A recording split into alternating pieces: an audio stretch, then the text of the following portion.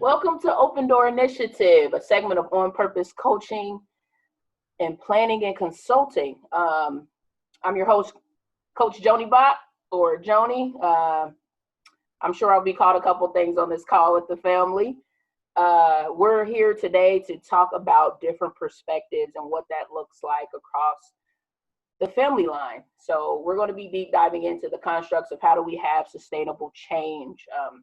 Again, looking at how do we ask, seek, and knock, and being open to hear, open to learn, open to educate, open to practical steps forward. So today I'd like to introduce my family that is here with me today. My brother Dwayne, my cousin Bina, my aunt, we call her Juice, but it's Joyce, Aunt Juice. And of course, my mom, as you can see in that corner there, that's me and my mom together.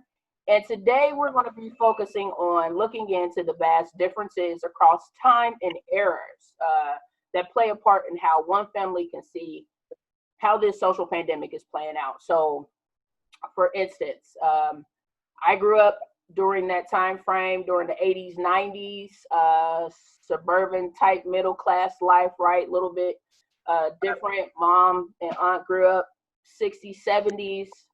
Again, different era, different things that were going on.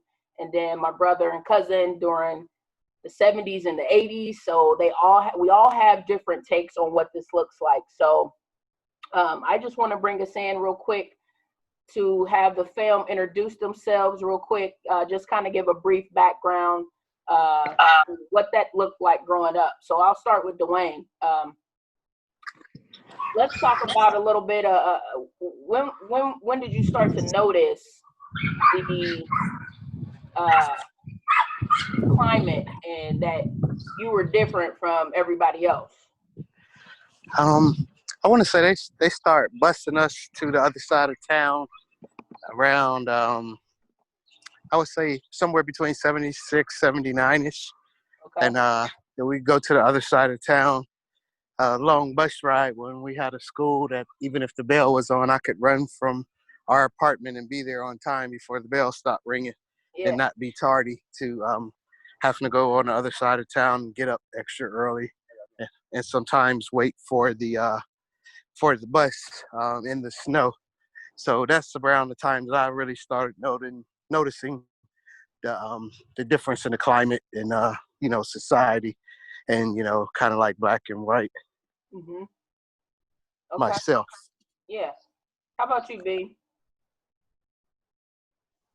Probably one of my earliest memories is, I guess it was second grade when this little kid, Jason Price, said, I'm salt and you're pepper, and salt and pepper don't mix. Oh, okay. Really? Yeah. Okay. Yeah. And I told the principal, and he got a paddle for it. Wow. So that's one of my earliest memories of noticing the difference. It's probably before then, but that stands out. How old were you? Second grade, so 6 years old or so. What year? 5 or 6. 81-ish. 81-ish. Okay. Yeah. Okay. Yeah. You, so. Mom?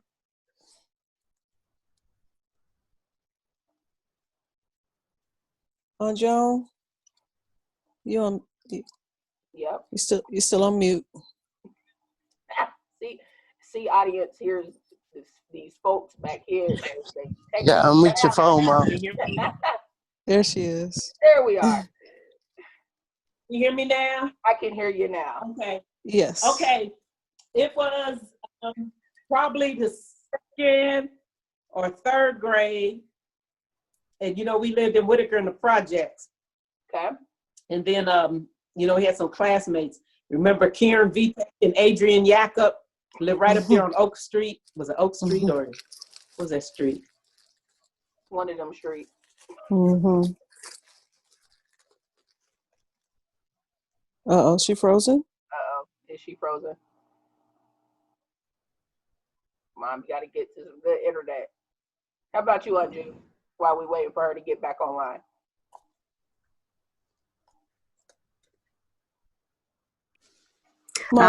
Yes. I didn't know probably, probably before Whitaker, when we lived in Rankin in 1950s. 50s. Okay.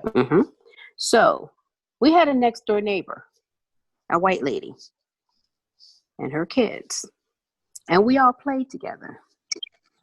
And then the white family moved away.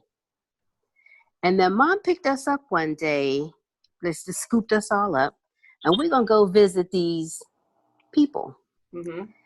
I don't know what happened, but Mom scooped us up and got us the hell on out of there. Yeah. She never mentioned them again. We never attempted to go visit them again. Okay. So from then, we moved to Whitaker like in the 60s. Like I started first grade in Whitaker 1961. So we moved to Whitaker, and the entire projects was almost split in half. The beginning of the projects was all white. Okay. And around past the bus shelter was all black on that side. Okay. So you all we were knew within the projects. Wow. Yep. Okay. So we knew there was a difference. You know, we didn't have too much exposure to the white people in the front of the projects. Okay. But we were exposed to those same people that Joanie was talking about when we went to school. Okay. And so those were some of the doors, not literally slammed in the face. I think mine got pretty much slammed in the face on the way to junior high school. Okay. And when that person tried to hit me up on Facebook, I slammed the door in their face.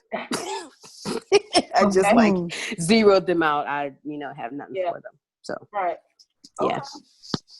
So Mom, you were saying, you said you were third grade? Yeah, it was it was second or third. It's in the 60s. Like I said, they lived up on the hill right outside the projects, and they had this roller coaster in their basement. So we would go up there every day after school and ride this roller coaster. And then one day she stopped us at the door and said, my mom doesn't want blacks over their house anymore. So, it was like I could relate to a bunch of kids coming every day. She said, well, look, my mom, I can't have company every day. My mom don't want all these people over here every day. But she just straight out and said probably what her mother said, I don't want blacks over here anymore. So that was the first encounter there that I was, made me really feel like I was not accepted. And I kind of still feel like they got their own little, like I'm not accepted in their world. So I don't even try to go in too much. Okay. See, and mine is probably similar to Dwayne's. I mean, with Mom moving us to where, and me and Dwayne were talking about this earlier, he kind of grew up in the projects and grew up there over there on Nancy Avenue and in those apartments. And by the time me and John came around, we lived in the house over in Jefferson Township. So I was used to having a house. I was used to being in a pretty, I would say, mixed school. To John Juice's point, so the neighborhood was mostly black. I don't remember being able to really kind of connect with the other students that were not black, because they lived in a kind of a different area where our school was. So I grew up with a pretty good relationship, right, with others, as far as minority and white folks and everyone kind of mixed together. So I didn't have like some of those same experiences, I would say, until I got to college. And so that's I graduated 2001 from high school and went straight to University of Dayton. So I probably went my whole life without really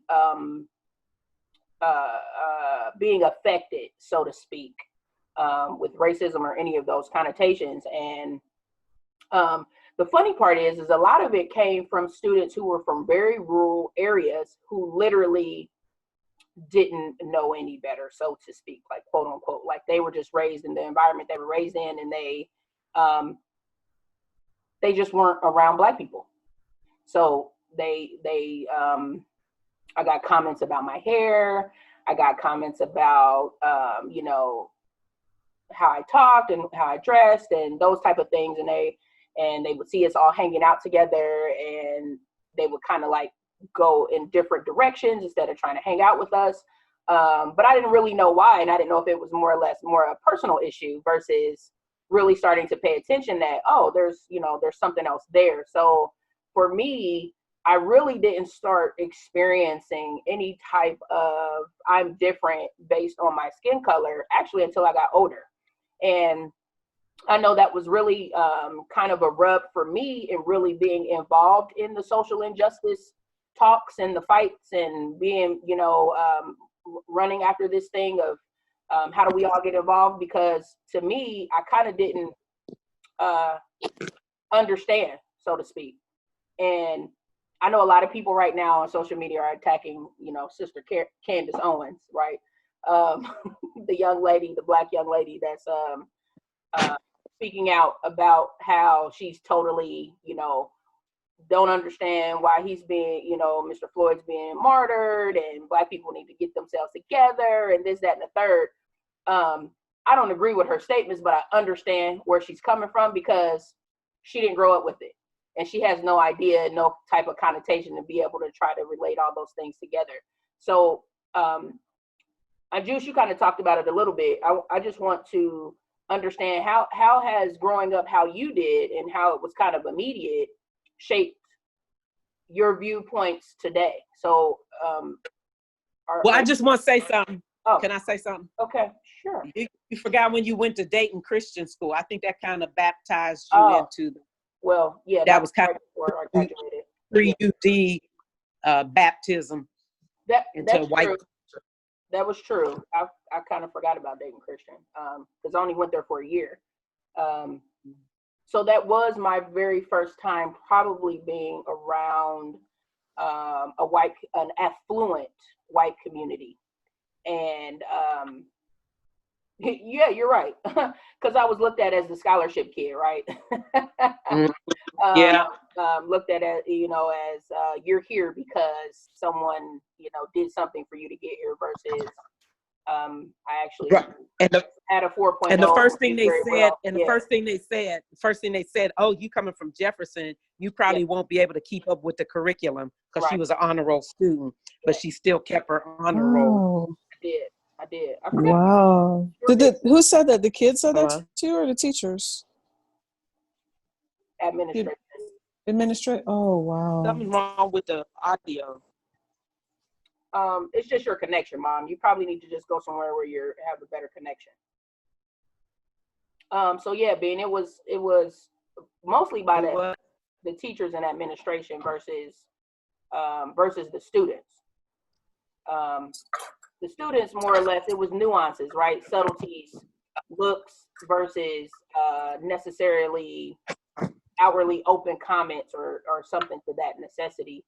So it's a little bit different, but how does that shape your viewpoint, being that, you know, I come from differently total background to how I am now, which is kind of why I have views of, you know, understanding and trying to get a little bit deeper versus you're saying like you kind of had a person reach out to you and you still kind of had that, you know, memory. I graduated the year Dwayne was born, 1972. Okay. I have not been to a class reunion, have no desire to be at a class reunion. Yeah. And all the Black folks that I know how to get in touch with them if I need to get in touch with them. Yeah. I don't need to see nobody else. I don't like people, and I don't like people, period, that smile in your face one day and they're turning their back on you the next day. But part of what I learned when I finally did make it to high school and was a junior varsity cheerleader, one of our first games, I'm standing out in the lobby, this little kid calls me a nigger. Wow. So I tell mother, you need to teach your kids some manners. Yeah. And she said something I don't like, and before she got it all the way out her mouth, my fist was in her mouth. Oh, Lord. By the time I got home, before I could say, "Ma," she said, "I know." Right. I'm already aware. Mom, I got They in trouble they today. had called me. They had called Yeah. before I even got out the building, probably. Right. So Anyway, but did you find yourself in a lot of fights no. when you were young? No? Well, the fights I was in when I was younger wasn't. It was probably like, my friends. No. Community. Okay. Or being chased home by somebody who was way bigger than me. Gotcha. So Bina, do you agree that we need to help educate then and help change minds and help people come into awareness to make practical change, or are you the take of I'm exhausted? I mean, I'm Black. I've been doing this for a long time now, and it's up to you to figure out what you need to figure out in order to do better. Well, I think a little bit of both, because I had a similar experience where in middle school, some of my friends, my white friends, stopped being as close with me. They didn't say anything outright. It was just their behavior. But then on the other hand, I still have friends like my friend Jennifer, who I love. We were friends since third grade, and we still talk. And but in terms of like she and my friend Patrick and Carly and Sarah, like my white friends have been reaching out to me. And I think, yes, it is up to them to talk to their people, but they may not know what to say. So the people who genuinely want to know and who care and want to do better, then I don't think there's anything wrong with us saying, hey, this is what you need to do. This is how you can help. I saw videos of people at the protests where, the little white girl stood in front of the Black boy. Yeah. I think that, it's really time for the people who care to put up or shut up, basically. Yeah. It's not going to go away. And to your point, they're not listening to us. They haven't listened to us for 400 years. They're not going to listen to us. So, sometimes when I repost like a white person saying something, I'm like, well, why am I reposting this white person instead of a Black person? But I'm reposting a white person because, sometimes you see a Black person saying something, they're like, oh, they're playing the race card again. Right. But, maybe if they see their own kind, then they'll be like, they might listen. They might listen. Yeah. Yeah. What you think, Dwayne? Making sure. Okay. I think I have a couple of. I agree with most of what you guys said, but I have a couple of different opinions. I don't think the answer to the problem lays solely at their feet. We have things that we need to do within ourselves and within our neighborhoods um, to break down some of the stereotypes and beliefs. And the reason why I say this, like when I was in the Army in 1990 basic training, I was a lot of the white guys, it was their first time seeing some Black guys or even being that close to interacting with, some Black guys. It definitely was one of my first times having to interact with white guys on the first time. But one of the things that, that stuck out to me is they like, all the stuff that, my father or people said about you guys, it's not true. Yeah. So I think if we can get past, if we have the conversation, usually with us, a lot of rage and anger comes out, and rightfully so. But I think if we're able to get past that rage and anger and get to a true discussion, we would be able to find some things out and learn some things about one another. And I think the more that we're able to do that, then I think that would help to ease this problem. Yeah. I think going on with the younger kids is what I'm seeing. They've been with the Me Too movement, the bullying movement. So they've been taught to call people out on their wrongness. Yes. Whatever the wrongness may be, they've been taught to call people out. And that's kind of what a lot of we're seeing now, as you see a lot of the young protesters, especially the white ones, being very young in age. I looked at when we first moved down here one day, and it just kind of made me like wonder and smile at the same time. But it was Ryan, It was a white guy, which what it was, Jaden, and it was a Hispanic guy. Like all three of them were walking up the street, going to have fun together. Yeah. No colors whatsoever. Yeah. So if we can get past, that stuff that has been subliminally implanted in our minds and in our consciences and in our souls, if we can get past that, I think we would have positive. Positive dialogue moving forward. But and lastly, I think it starts with the body of Christ. These white pastors has to get up in front of their congregations and speak the truth. If you guys are about being about Christ-like, what y'all doing ain't right. And everybody has to start calling people out. Police officers, they got to start calling their buddies out. Hey man, that's not right, and put a stop to it. Everybody has to start holding one another accountable. Yeah. So that's just my take on it. I was happy to see a lot of churches, a lot of the big white churches with Black Lives Matter signs out front, and everyone is welcome here, and things like that, like the big white churches. Awesome. Yes. Yeah, that's encouraging. Yeah. So I talked to Dr. Chris House. He's a pastor. One of the professors and scholars that recently resigned at Liberty University due to the president's comments earlier. And he was sharing how, he was talking to he talks to his congregation on a regular basis. He said it's not a one-time type of conversation. He said you can't just talk about it once and then never bring it up again. He talked about how you have to stay on top of it, right? Continue to teach your congregation, teach people, call it out. And he's written many essays, articles, and things around, and has spoke on racial injustice, but especially in the church. To your point, Dwayne, and it's something that has to be called out. And I also talked to my pastor this morning, and they are doing just that, and they're trying to understand how to do that. So I think stepping into the conversation helps. Stepping into the conversation helps. But with that being said, Juice, what kind of keeps you from kind of moving to the table to help our white community better understand, the lasting effects of their actions and their subtleties, their nuances, and their things, and how it's affected even us, in general, Black community, but even for you? I think the bottom line is education. Mm-hmm. Once we decide as a country, somebody on the news today mentioned the Truth and Reconciliation Committee. Mm-hmm. But once we decide to come to the table, our history that's in our books is so broken that Black history now is American history. Right. Because we have been left out.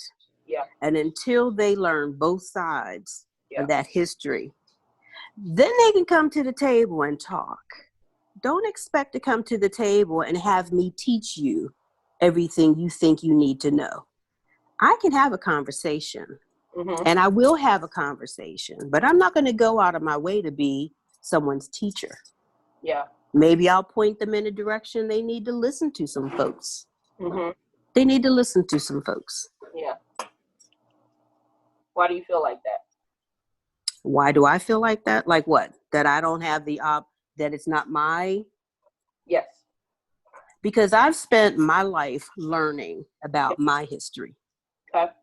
I've spent my education learning about Black history. Yeah. They need to take some steps. Yeah. So that we can have a conversation. A conversation is both sides coming to the table and talking about something. Yeah. Not me standing there, telling you what I think. Right. Right. Come with some information. Let me know that you've made an effort to understand me. Okay. We know about white people. We have to be able to deal with white people in this world. Yeah. We have to. But there is nothing that says that they have to learn about us in order for them to get along in the world. Yeah. That's so good. That's so good. I got a, I I got never a even question. thought through that. Yep. What's your question, Joanie? I guess I got a question. Oh, And it's related to partial of what you said. I think, and maybe you guys don't agree with me, but I think part of the issue is that black-white it's been subliminally planted in our minds. It's been subliminally planted in our cultures. It's been the total division.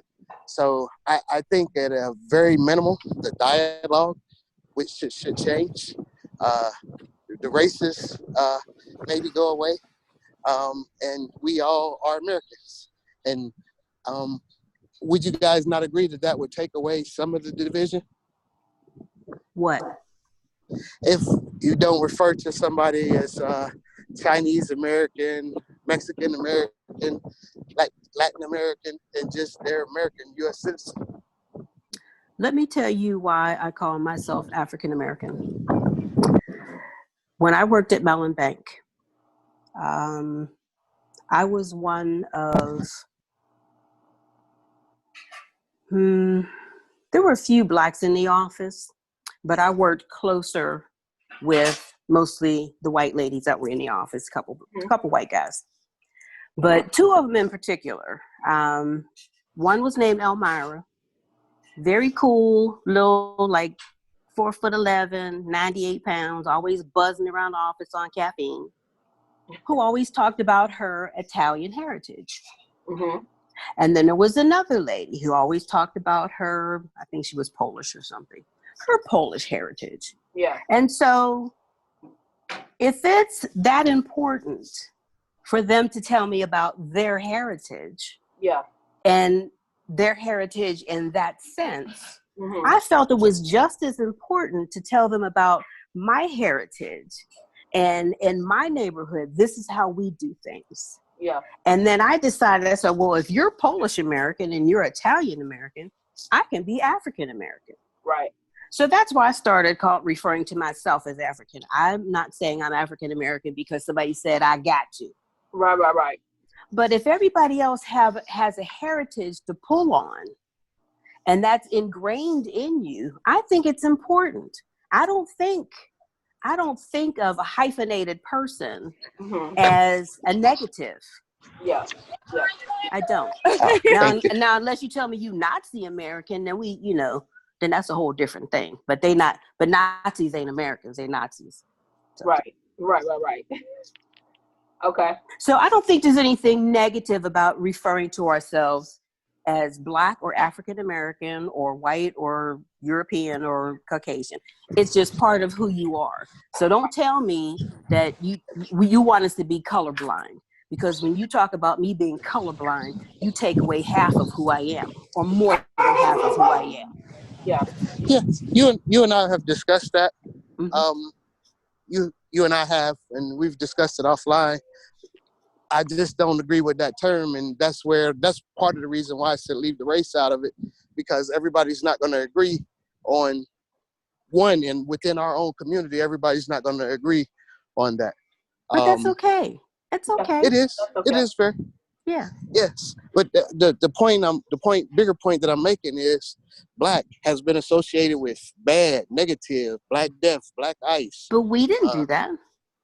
I understand that, but that's what I'm saying. It's been subliminally planted to make you think that Black is wrong and Black is bad. It's been subliminally planted for years. That was part of their plan. So that wasn't subliminal at all. It is subliminal, and it was obvious too, but it has very been overt. Mm-hmm. But that's why I was saying it needs to be that's part of us breaking the chain. Get away from all of that. Mom, are you back on? I can't tell if you're.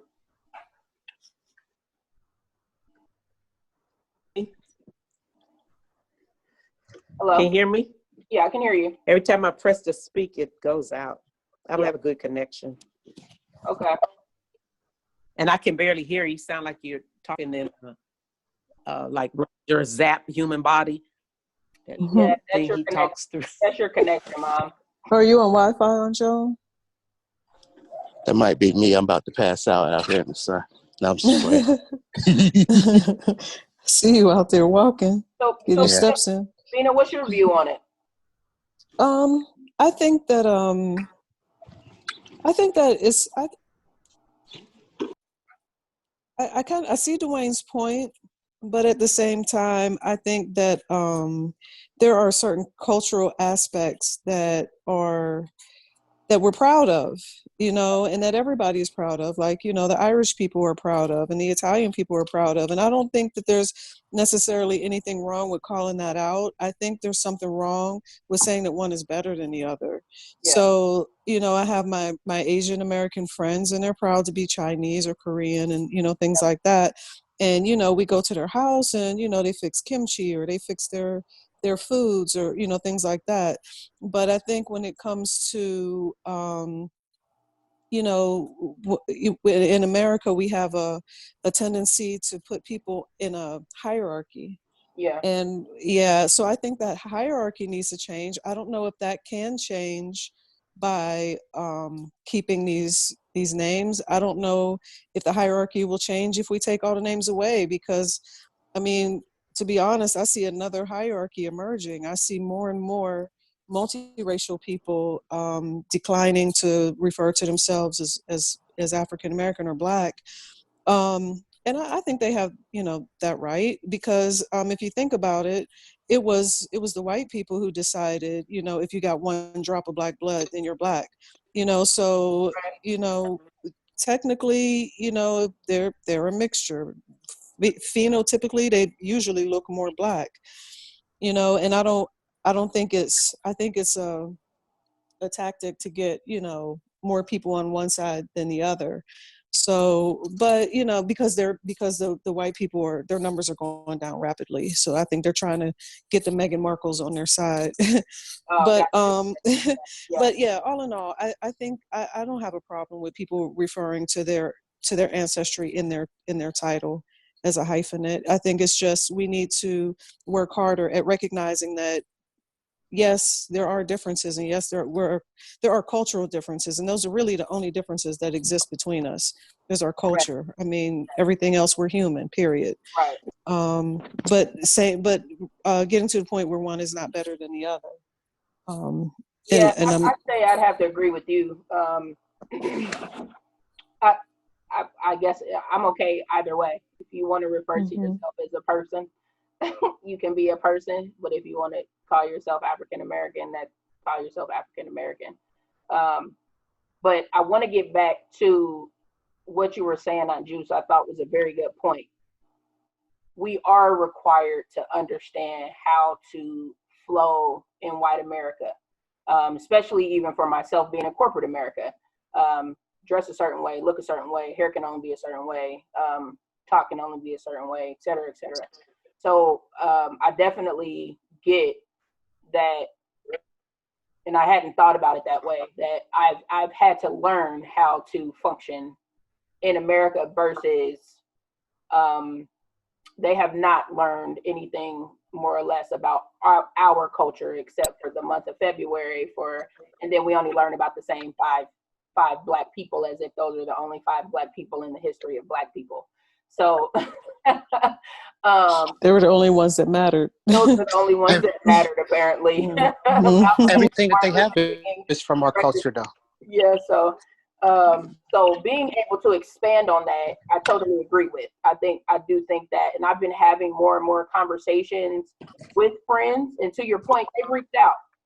They've been wanting to engage in the conversation, which is really where this was birthed out of, having the open door to have people come to the table no matter what they think. Somebody can come to the table and be completely racist, and guess what? I want to understand why. I'd like to understand your thought pattern and your where does that come from and how did you get there, and all the way to the other side of I'm just trying to get everybody to be together, and so I love to hear the different perspectives from the two of you that think totally different. So how do you think, and anyone can answer this here as you're processing it, how do you think politics has played a part in why we can't really recognize the sins of this country with slavery and with white supremacy and with all of those coming into play? How has that been a obstacle for American politics? We have little representation. When you get to the presidential level, the Oval House, the Senate, we have we have minimal representation up there. And you have a lot of people that have that old mindset still in those seats up there. That's one of the reasons I'm all for tearing all that stuff down and redoing everything all over again. Putting term limits on the senators, and maybe even you and I discussed about age limits, and you get some diversity up there, and you get it multicultural, and you get opinions from everybody, and you get everybody has a say into making the rules, and I think that would help tremendously.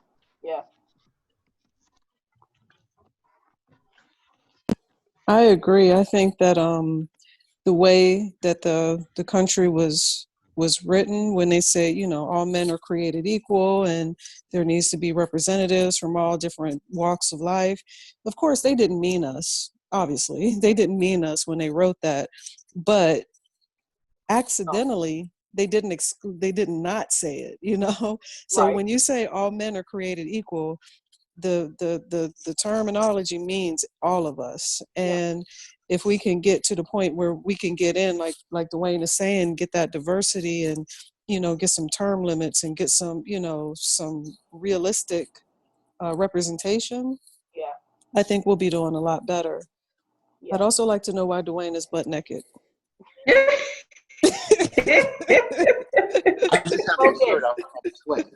Hey, when they wrote that, Bina, they didn't have us in mind. When they wrote that, we were in slavery. Yeah, they didn't mean us at all. They didn't write that for us.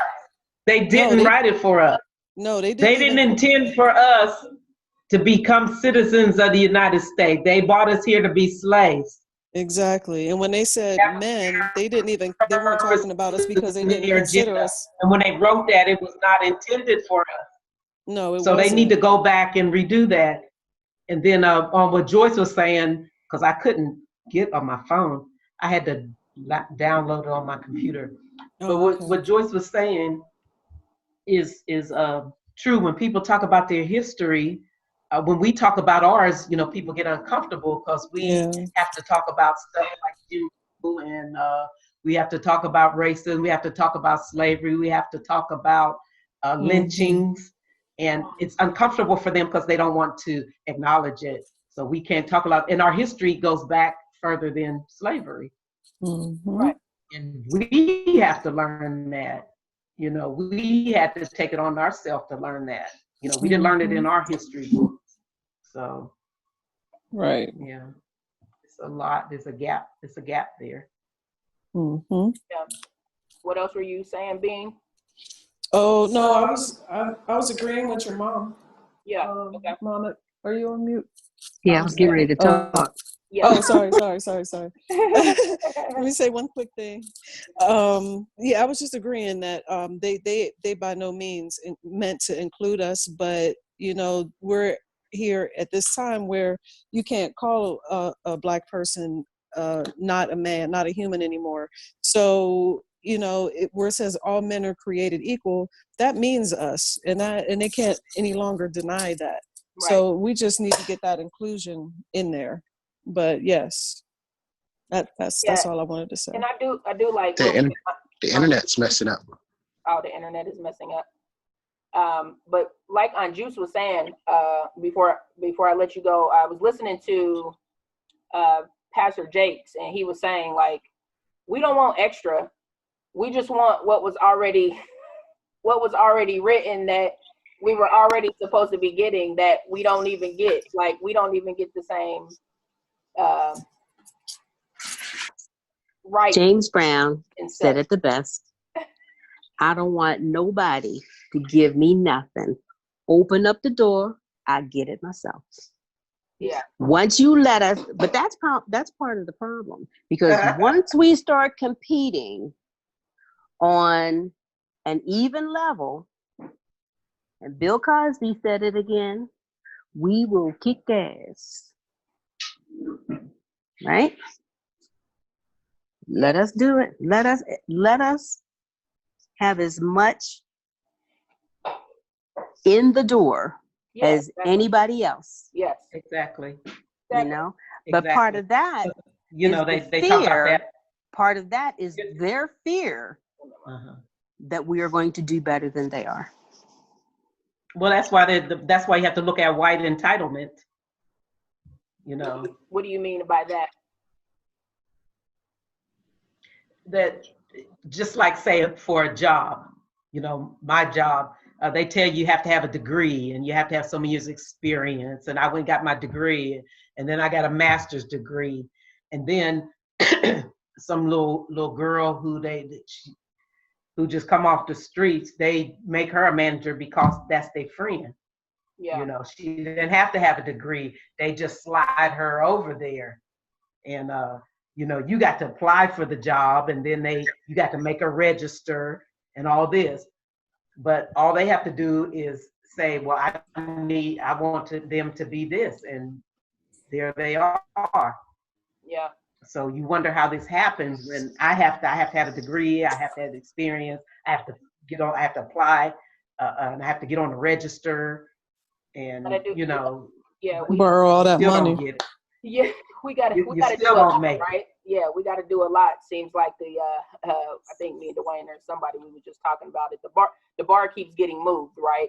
So say this is the bar, but then it gets pushed up 5 notches, and then we have to meet that, and then we are meeting that, which is then 25 steps ahead of all the people whom are behind us.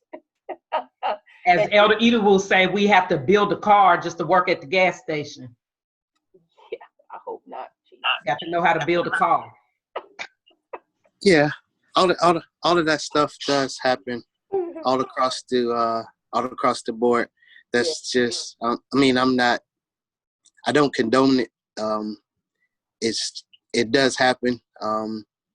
But I don't think it's a fear of them knowing that we'll take over. They already know. It's already been proven. It's already been shown.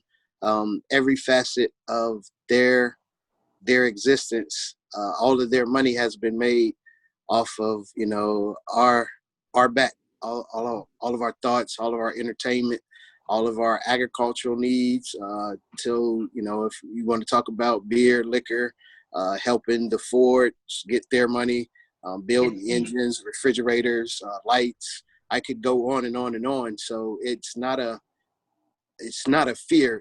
They know already. You know, and it's just about not, you know, that's why the playing field won't be even until, and I just think it won't be even until we do some things to take control of the wheel, until we do some things to take control of the wheel.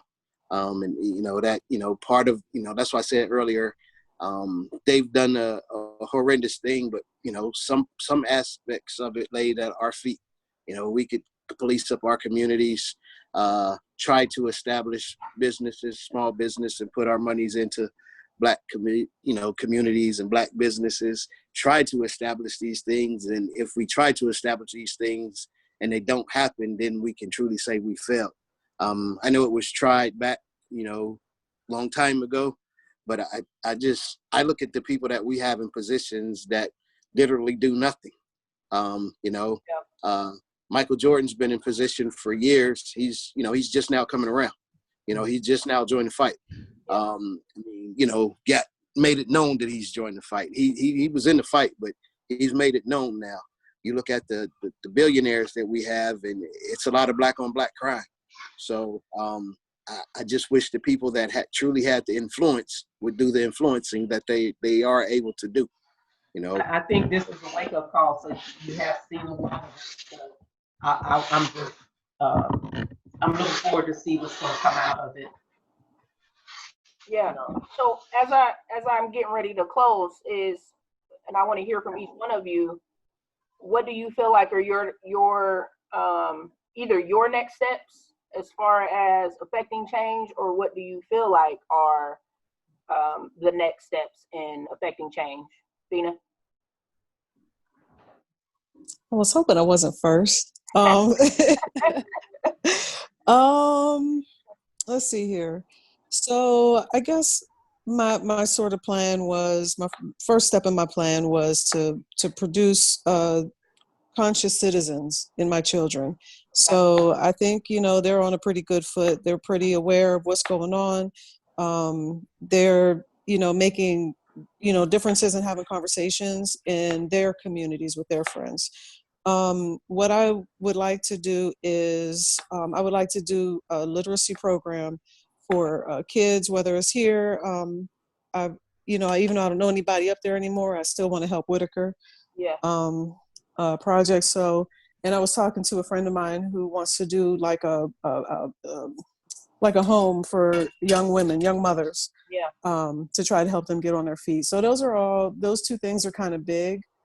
So I guess in the immediate, what I can do right now is, when I have a couple extra dollars, I am donating to different causes, to Black Lives Matters, to, change.org, to, things like that. Yeah. Just, whatever little $25 or whatever $20 I can do to help for now. For sure. But I would like to do much more once I can get myself together. Sweet. Thank you. Mm-hmm. How about you, Aunt Juice?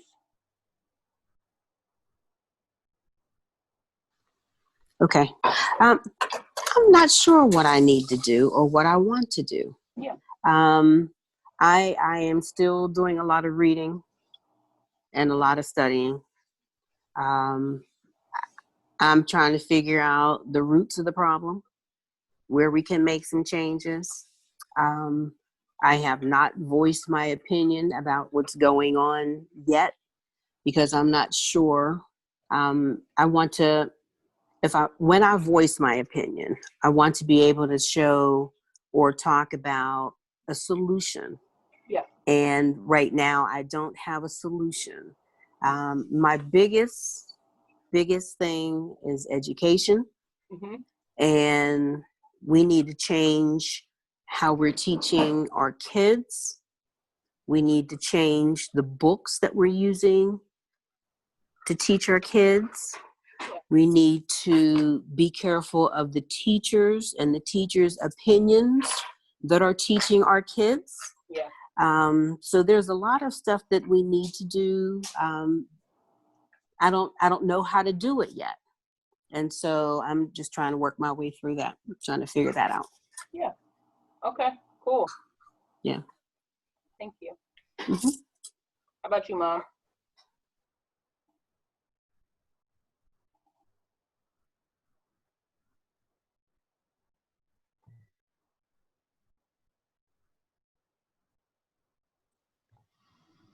Am I off mute?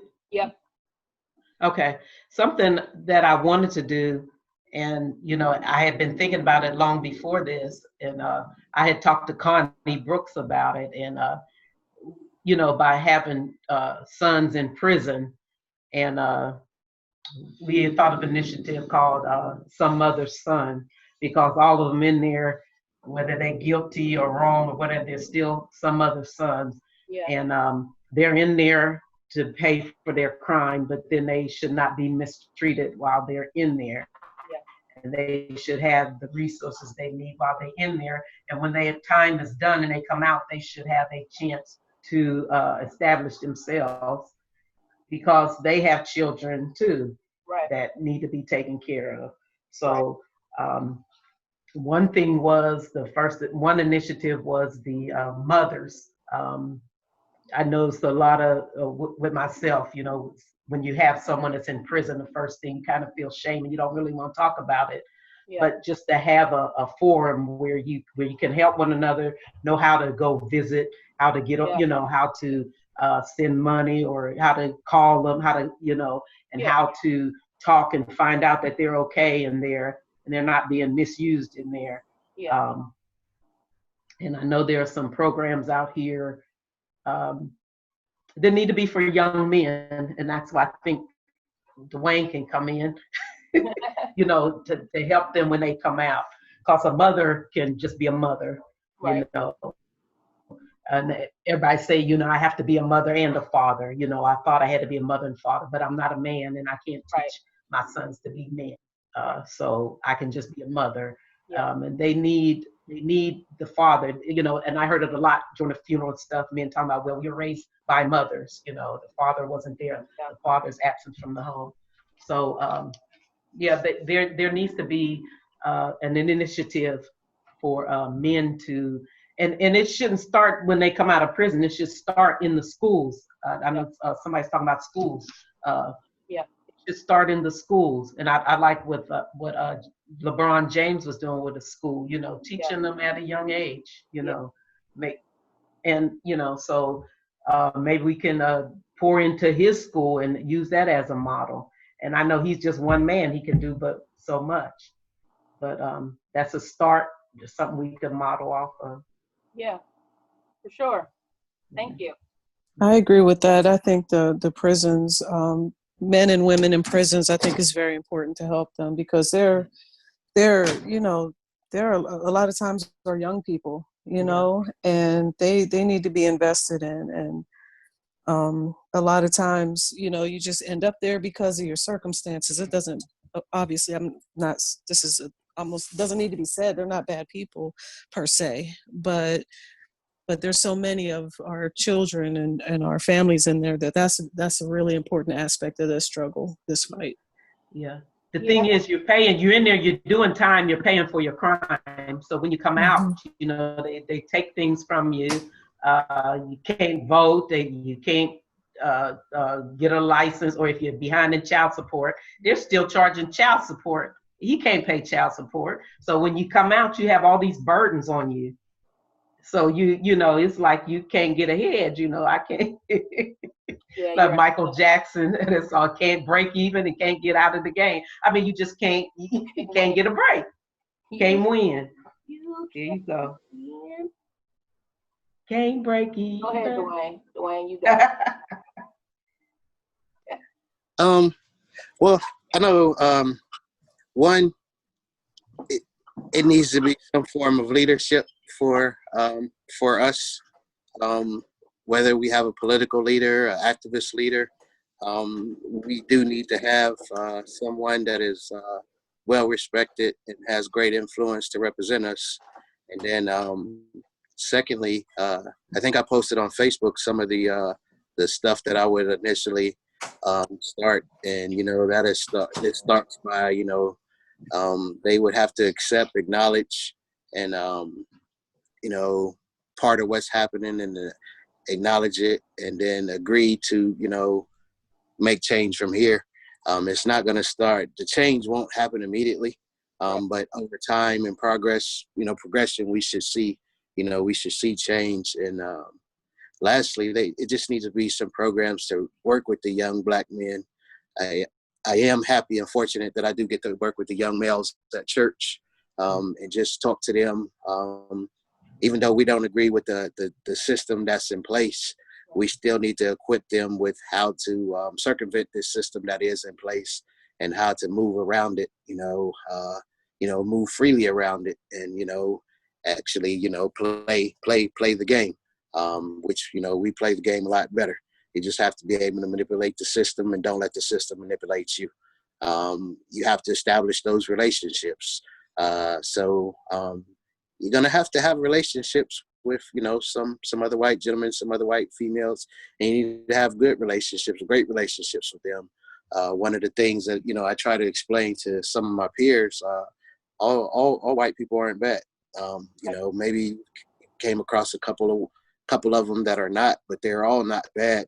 Plenty of them, marched with us back in the day and did things on the down low to help finance and fund, this, that, and the other. So I think if we could do those things and work in our communities to raise productive young men and, help out, as much as possible, I think that would be, steps in the right direction. Nobody has all the total plans right now, but I do believe if we all put our heads together for one common one common cause with one solution in mind. I think, we should be able to set our differences aside and make that happen. Yeah, I agree. And I like how, I'll close with this is Dr. House was talking about, he was talking about in Nehemiah, the point they were going to rebuild the wall in Jerusalem, right? And how they went and assessed the situation. They understood what needed to happen. And then they went back, got the resources, got the support. And then everybody had, I like how he put it, everybody had a piece of the wall to do what they needed to do, right? So everybody wasn't working on one particular thing at the same time. Everybody was utilizing their skill sets, their purpose, their calling, and doing what that looks like for them. So that's one of the reasons why I did ask you all that question, because for myself, I believe my mission is to help empower by helping people understand that they have an accountability to themselves and personal leadership, that they have to lead themselves well before they can try to lead any charge and lead any type of initiative or get involved somewhere. So I personally have started to partner with some of my friends that are in the school systems around here where I live, and I want to get a program going together in the school system and helping kids and helping folks understand how to effectively communicate, how to have conflict resolution, how to present yourself well. Me and Dwayne are talking about this, and how to take accountability and responsibility and ownership for your life so that you can be a good citizen and get along with people and work with people, no matter what you look like and what they look like. So that's where I want to take it. So I really enjoyed hearing everyone's perspectives tonight. A vast array, right? None of us all had the same opinions. None of us had all the same thoughts on this or that. And I really appreciate that. And that's what this Open Door Initiative is about, is I want people to start to understand that it's okay for us to think differently. And it's okay to come to the table and bring those ideas and those innovative abilities to the table, because that's going to be how we move forward. It won't be just one silver bullet way. It's going to literally be all those different ways from all those different people that are able to do that. Dwayne, you had something before I wrap it up? I saw your hand on the little button there.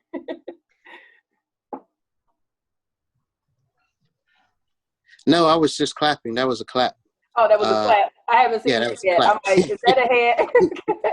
Yeah, no, that was a clap. Jazz hands. Yeah, that's just a clap. Yes. So, so thank you once again for joining On Purpose Planning and Consulting. This is Joni. This is Joanie Bob. On Purpose That's Planning. Sign language applause. Oh, that is applause. That's applause. Applause. We got it. Gotcha. This is the princess wave. Yeah. This is Diana. Yes. So look for me. Look for this podcast that will be coming out on my Facebook page, my Instagram page, and on YouTube. So find me, like me, subscribe, and hit the notification button. And remember to do better on purpose. On purpose. Right on.